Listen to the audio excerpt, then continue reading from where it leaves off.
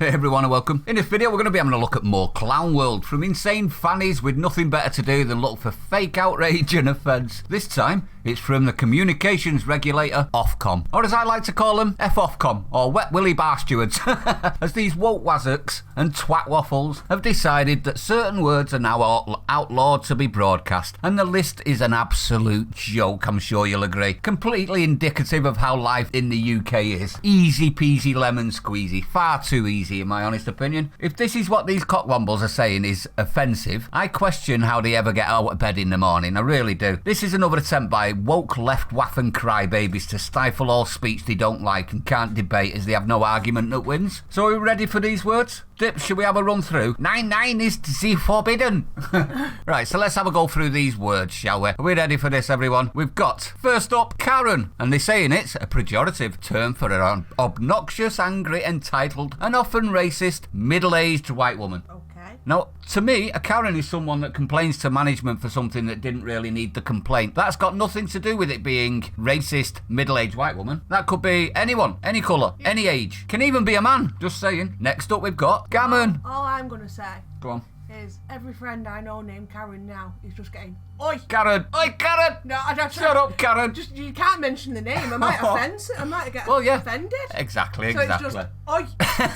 Well, I do actually understand that, but I'll tell you later. Next word, though, we've got is gammon. Right, that's a term referring to the colour of a person's flushed face when expressing their strong opinions associated particularly with right-wing Brexiteers. Now, that's absolute rubbish. What gammon actually is a slur by the middle class punching down at working class people that have a differing opinion. That's what a gammon is. It's got nothing to do with right-wing or Brexiteers. It's all to do with working class people. The plebs, shall we say. I do love a piece of gammon. I love gammon. I've never had a problem with being called a gammon. It's like, ooh, with egg or pineapple. I was just about to say with an egg and chips. Oh. Next word we've got is libtard, a word used to describe people on the political left who are perceived to be easily offended, woke and overly politically correct. So effectively, Ofcom.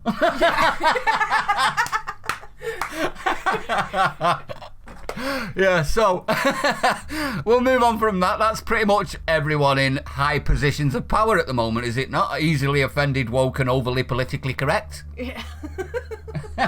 Next up, these are just ridiculous, aren't they? These aren't anything to be offended over, are they? Next up, we've got snowflake. Someone perceived as too sensitive, easily offended and outraged. So a libtard then. So Ofcom. What about when a kid asks what a snowflake is, an actual snowflake? Are we allowed to describe it, or would that be offensive? Are we supposed to ignore Karens now then? Actual Karens. She's a bit knackered if she wants to buy a piece of gammon. Yeah. This is a problem, innit? I mean, you're not allowed to say Karen over the airwaves now. So what happens if you're with someone that's called Karen? Are you instantly going to get Ofcommed? What about if Karen's working on the aisles in the shop and someone comes over the tannoy and goes, Karen, can I have a price on the gammon, please? Yeah.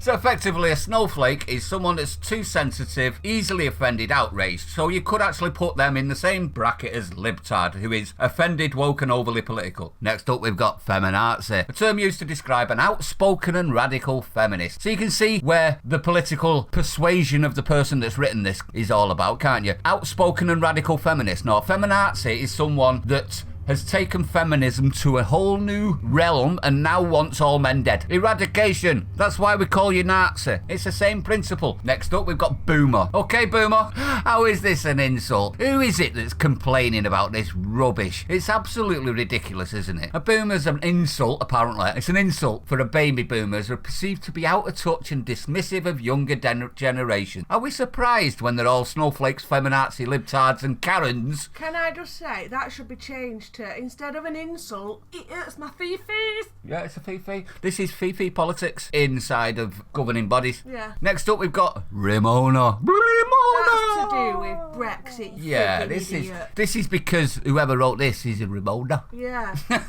Someone against Brexit perceived to be constantly complaining about it. No, constantly working against it, even though it was a democratic vote and we won by quite a decent amount. More than enough. That was what it was. A Ramona is someone that won't shut up about it and won't accept that they lost. Snowflakes. Snowflake libtards. Yeah. Snowflake libtards. Yeah. Karens. Yeah. Because they complain constantly. Next up and last up, we've got... Are we ready for this? Turf. What? A turf. No, a turf is a piece of grass that you You get it? That's my turf. Well, it is, yeah. Technically, it is, yeah. But it's all...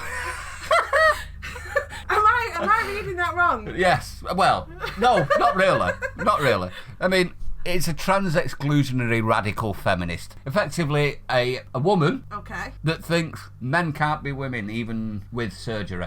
Okay. That's a new one to me. I've never heard that saying before, other than my piece of grass. And here's the political leaning again, used to describe people who reject the assertion that trans women are women and are opposed to trans rights legislation. Reject. That means that the person that wrote this agrees with that statement, and anyone else that doesn't has rejected it.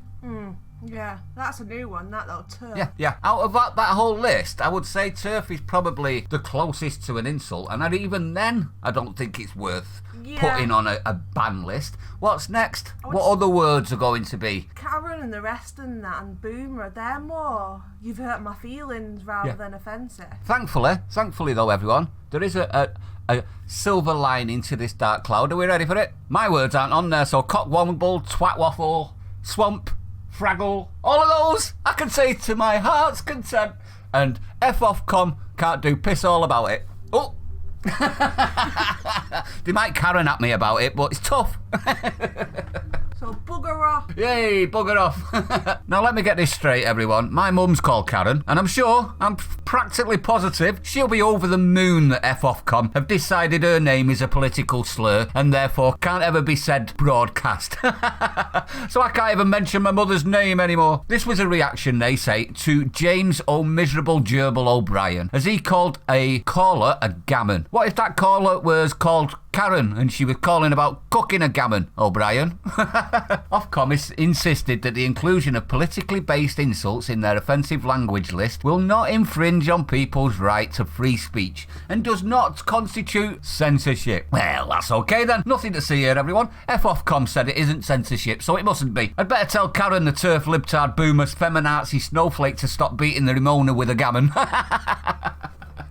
But anyway, I thought I'd bring it to you because this is an absolute joke, isn't it? Let me know what you think in the comments, everyone. Don't forget to share this out. Let's have a giggle at Ofcom, or as I like to call them, Ofcom. Stay sane. I'll see you on the next one.